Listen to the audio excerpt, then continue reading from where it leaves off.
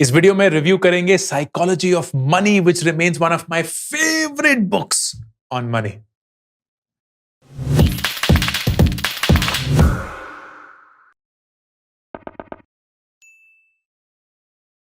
दोस्तों, मैंने बहुत टाइम से इस वीडियो पे एक बुक रिव्यू नहीं किया है, तो इस वीडियो में मैं psychology of money which is one of my absolute favourite books to start if you want to know anything and everything about money, उसको रिव्यू करूंगा। इस वीडियो में मैं 9 ऐसे लेसन्स शेयर करूंगा। When I was reading the book I realised about money, about the world, how they think about money, and I hope ये lessons आपके लिए भी उतने ही वैल्यूएबल रहें जितने वो मेरे लिए थे। Number 1, being rich is not equal to being wealthy. जब कभी भी हम किसी अमीर इंसान को देखते हैं तब हमें सिर्फ अमीरियत दिखती है, but being rich is very different from being wealthy. For example, अगर आप किसी को एक बहुत ही महंगी गाड़ी चलाते हुए देख रहे हैं तो बोलेंगे अरे वाह कितनी महंगी गाड़ी, क्या औकात है। यू विल नेवर से अरे कितना बड़ा लोन, कितना बेवकूफ इंसान है। आप किसी के बड़े घर में जाएंगे तो बोलेंगे अरे वाह कितना बड़ा आलीशान सा घर है। आप कभी ये नहीं बोलेंगे अरे वाह कितने करोड़ों का लोन लिया है। You will always equate being rich as what things that people have and show off, and उसी के चलते you will fall in the same trap. आप जैसे ही कमाना शुरू करेंगे आप एक महंगा फोन खरीद लेंगे, एक महंगी गाड़ी खरीद लेंगे, महंगी बाइक या गाड़ी खरीदने की कोशिश करेंगे, बड़े बड़े वेकेशंस पे जाना शुरू करेंगे, उसकी इंस्टाग्राम फोटोज डालना शुरू करेंगे, because you want to tell and show people कि आपके पास बहुत पैसा है जो आप खर्च कर सकते हैं। एसेंशियली जब लोग बोलते हैं ना कि मैं लाखों या करोड़ों कमाना चाहता हूं, दे नॉट सेइंग कि मैं लाखों और करोड़ों कमाकर इन्वेस्ट करना चाहता हूं। What they essentially saying is कि मैं लाखों कमाकर लाखों खर्च करना चाहता हूं, मैं करोड़ों कमाकर करोड़ों खर्च करना चाहता हूं, which is very different from being wealthy.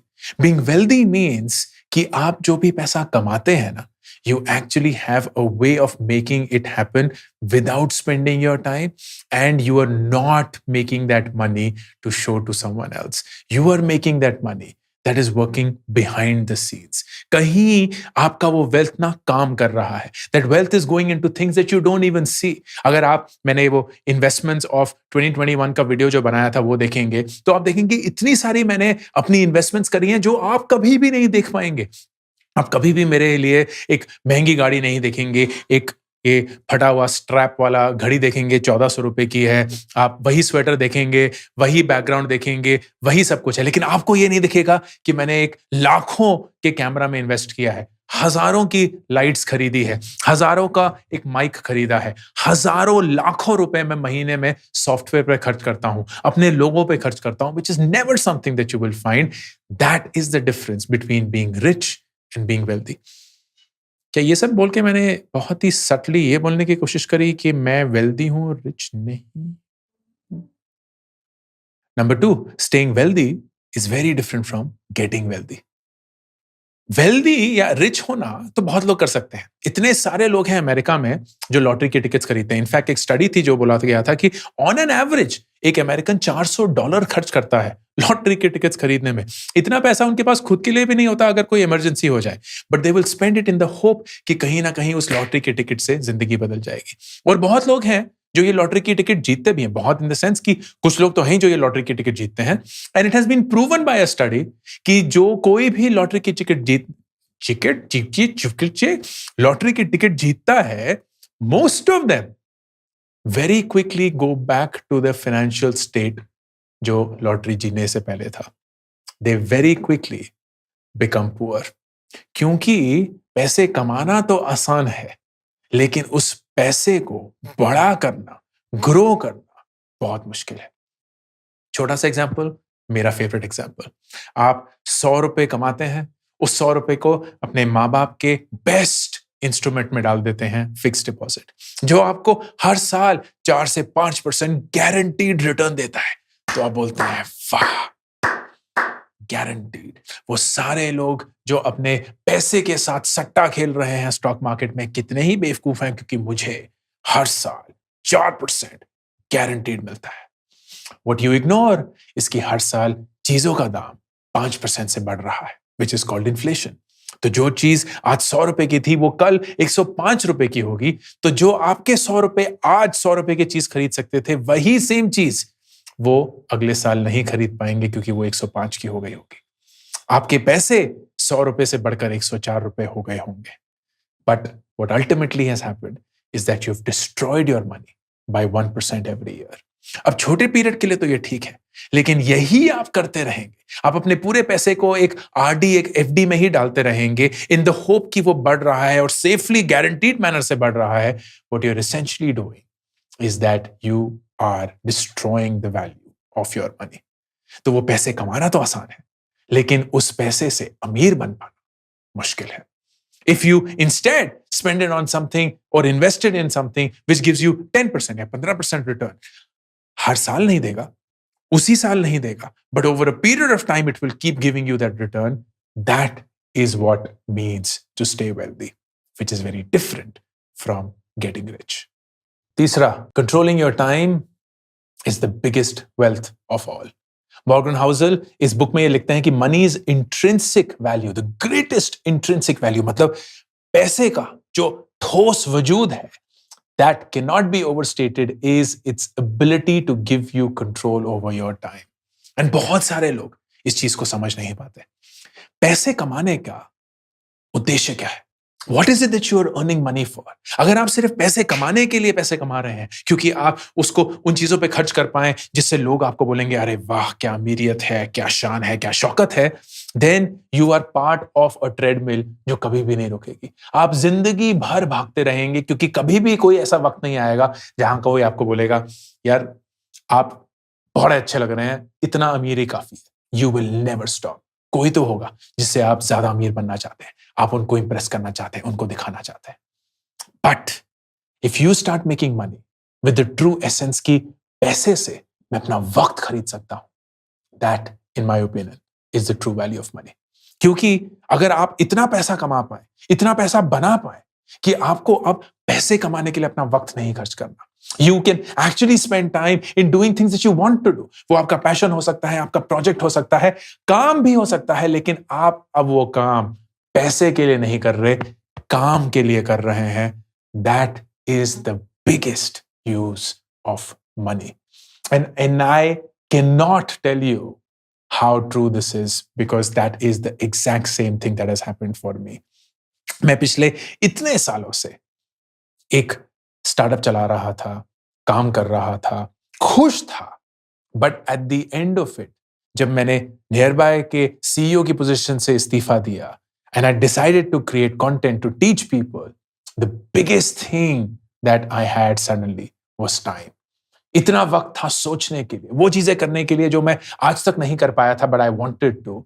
And धीरे धीरे जैसे पैसे कमाना शुरू हुआ, मुझे और भी ज्यादा कंट्रोल मिला. And today I know that I don't have to work for money.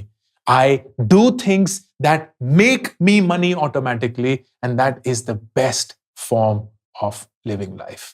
Fourth lesson इसी के थ्रू कि जब तक आपके पास अपने वक्त पे काबू नहीं होगा, you will somehow never be happy in your life. Morgan Housel जो इस बुक के ऑथर हैं वो बोलते हैं, use money to gain control over your time because not having control of your time is such a powerful and universal drag on happiness. Then he goes on to say, doing something you love on a schedule you can't control can feel the same as doing something you hate. कितना खूबसूरत है. Doing something you love. अगर आप कुछ ऐसा कर रहे हैं जिसको आप करना चाहते हैं, but you're doing it in a manner कि आपके पास अपने वक्त पे काबू नहीं है, that can actually be the same as doing something that you hate. अपनी जिंदगी इतनी छोटी है कि अगर आप अपने वक्त को अपने काबू में नहीं रख सकते, आप वो चीजें नहीं कर सकते जो आप करना चाहते हैं, उस वक्त पे नहीं करना चाहते जब आप करना चाहते हैं, उतनी देर के लिए नहीं कर सकते जितनी देर के लिए आप करना चाहते हैं, then you will actually be unhappy in your entire life. Lesson number 5, know what is enough. अगर आप पैसे के पीछे भागते रहेंगे, यकीन करिए कभी भी कोई ऐसा वक्त नहीं आएगा जहां बोलेंगे बहुत हुआ, बस इतना ही. क्योंकि हमें पता ही नहीं है कि कितना हमें भागना है, कितने के लिए भागना है, किस चीज के लिए भागना है. In fact a very important exercise that I love all of you to do is, आज बैठिए, आप चाहे जितने की उम्र के हो, जितने भी यंग हो, कोई फर्क नहीं पड़ता. Think of your entire life, think of everything that you want to do. हर एक चीज, वो बंगला, गाड़ी, शान शौकत, वो हर एक चीज जो आपको चाहिए होगी. And make a list of all of those things and the price or the amount that they cost today. And इसके चलते ये कैलकुलेट करने की कोशिश करिए कि आपको जिंदगी में ना कितना पैसा चाहिए. When you do this exercise for the first time, when I did the exercise for this first time, I was surprised at how small that amount was. मुझे लगता था कि मुझे करोड़ों पैसे चाहिए होंगे अपनी जिंदगी अच्छे से जीने के लिए. But what I realized कि मुझे बहुत सारे करोड़ नहीं, कुछ ही करोड़ चाहिए. इनफैक्ट अगर मैं बहुत सारी चीजें हटा दूं ना, जो कि मैंने सिर्फ ऐसे फालतू में डाली हुई हैं, तो मुझे करोड़ों भी नहीं चाहिए होंगे. मैं लाखों में भी खुश हूं. And that is something that I realized much later in life. But when I did, it was liberating. क्योंकि अब मुझे पता था कि मैं एक ऐसे ट्रेडमिल पे नहीं भाग रहा हूं जहां सिर्फ मुझे भागते ही रहना है and nothing will come through. And I remember 2020 में this was the best way that I could learn this lesson. Covid lockdown शुरू हुआ, मेरे पास सिर्फ 5 महीने के पैसे थे बैंक में. एंड इसके बारे में मैंने बात करी है इन the entire piece of how much money I made in 2021. And उस पॉइंट पे ना एक ऐसा वक्त आ गया था जहां हमें ये पता था कि अगर कोई इनकम स्ट्रीम नहीं जनरेट हुई तो घर बेचना पड़ेगा. And you know what was the best thing? We were okay with that. We were totally okay with that. We were like, you know what? क्या फर्क पड़ता है? ये घर बेच के इस लोन को चुका के हमारे पास थोड़े लाखों एक्स्ट्रा बच जाएंगे जो हमने डाउन पेमेंट में दिया था.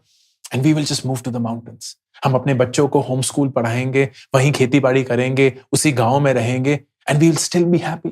We'll still have each other. And what is more important than that? And this is so liberating. क्योंकि पैसा अब आपको जकड़ नहीं रहा है. आपकी आइडियोलॉजीज, आपके जिंदगी की तरफ जो आपका वो जज्बात है कि और चाहिए, वो आपको नहीं जकड़ रहा है. You are truly, truly free in your life. Number 6, luck ना बहुत जरूरी और बहुत इंपॉर्टेंट होता है. बहुत बार ऐसा लगता है कि यार किसी ने बहुत मेहनत करी और वहां पहुंच गए, किसी ने कुछ मेहनत नहीं करी तो इसलिए वो जिंदगी में कभी आगे नहीं गए. बट लक की इतनी ज्यादा अहमियत है जिंदगी में, and it's very hard to figure that out because it's very hard to figure कि लक की कितनी अहमियत थी, क्या रोल उसने प्ले किया. That is why we tend to dismiss luck. But luck is not something that can be dismissed. At the same time I know for a fact कि कुछ लोग हैं जो लक को ना एज अ डिसिप्लिन अपनी जिंदगी में जनरेट करते हैं. I'll give you an example. मैं काफी बार कोल्ड ईमेलिंग के बारे में बात करता हूं कि आप ऐसे इंसान को ईमेल लिखें या मैसेज करें जो आपको नहीं जानता लेकिन आप उनसे कुछ चाहते हैं. It could be a job, it could be a referral, it could be mentorship, it could be guidance, it could be internship, कुछ भी हो. Now, if you write a cold email, एक इंसान को आप लिखते हैं, then it is quite possible कि आपको उसका जवाब नहीं मिलेगा. That's fine. अगर आप 2 लिखते हैं, maybe the same probability. लेकिन आप हर रोज अगर एक कोल्ड ईमेल लिखते हैं, then I cannot guarantee कि उस ईमेल का आपको जवाब मिलेगा कि नहीं, but I can guarantee कि अगर आपने 100 ईमेल भेजी हैं, आपको कम से कम 5 जवाब मिलेंगे ही मिलेंगे. I don't know which ones. That will be luck. But those 5 emails can change your life. Those 5 replies can change your life. And that is the power of luck, but if you organize it that way. That is why I keep saying कि कुछ ऐसा करिए जिसके through आपका जो luck है ना, the probability of you getting lucky increases. And that will be the surest way that you bring luck in your life because it is important. Number 7 जो मैंने सीखा from psychology of money, live below your means. खासकर उन लोगों के लिए जो अपने 20s में है. आपके 20s में ना कोई नहीं एक्सपेक्ट कर रहा होता कि आप अमीर होंगे. कोई नहीं एक्सपेक्ट कर रहा होता कि आपके पास बहुत सारा पैसा होगा. And yet अपने 20s में ही ना हम सबसे ज्यादा शो ऑफ करने की कोशिश करते हैं because we believe that is how people will give us respect, that is how we will earn our respect. And वो गलत है. If in your 20s or for that matter ever in life, अगर आप जितना भी आपको मिलता है उससे कम में जिएंगे ना, you will be able to make a lot more of your life. And that will not be about कि अरे यार 4 दिन ही तो जीना है तो आज ही जियो, कल किसने देखा है. इट इज मोर अबाउट कि कल तो हमें रहना ही है. We will spend our day today in being happy as against chasing what we think is happiness. बहुत अंतर है. We will be happy today as against chasing happiness that gives us the illusion कि हम कल खुश होंगे. And that means you have to spend today in the moment, but you continue to do that living below your means. Number 8 और बहुत ही प्यारा सा lesson, कोई भी इन्वेस्टमेंट वर्थ इट नहीं है अगर उसकी वजह से आपकी नींद चली जाती है. अगर आप किसी भी चीज में पैसा डालते हैं फॉर इट टू ग्रो, लेकिन उसकी वजह से आपकी नींदों, रातों की नींद बोलने वाला था, मैंने नींदों बोल दिया, आपकी रातों की नींद चली जाती है, it's not worth it, it is not worth it. तो वो सारे लोग हैं ना जिन्होंने क्रिप्टो में पैसा डाला हुआ है, और क्रिप्टो में भी सिर्फ अच्छे कॉइन्स में नहीं, वो रैंडम कॉइन्स जो मीम कॉइन्स हैं उनमें डाला हुआ है कि एक ही रात में 30% डाउन, एक ही रात में 40% डाउन, एक ही रात में 20% up, all of that high and low that gives you anxiety, that makes you feel stressed, is not worth it. It is not worth it. क्या ही कर लेंगे आप उस पैसे के साथ? कितना ही आप खुश हो जाएंगे उस पैसे के साथ अगर आपकी रातों की नींद चली गई है उस इन्वेस्टमेंट की वजह से? Don't make investments where you will lose your sleep. And number 9, the most powerful lesson and the absolutely best lesson that I got from this book: save. Save as much as you can. लेकिन saving का ना नजरिया बदलना होगा।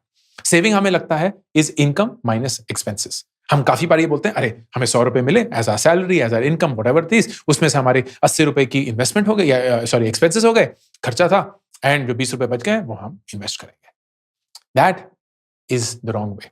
आई think of savings as needs minus ego. Interesting, इसका मतलब क्या है?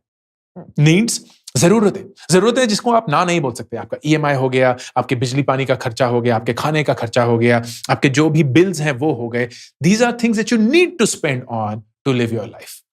लेकिन इसके बाद एक चीज आती है which is ego. And ego का एक दूसरा नाम है आपकी इच्छाएं, आपकी डिजायर्स। वो अच्छा सा फोन, वो महंगा सा स्वेटर, वो बढ़िया सी गाड़ी, वो फैंसी जूते, वो हर एक चीज जो आप खरीद रहे हैं to fulfil some sort of your desire, your ego, so that you feel great about yourself. You feel कि you have arrived.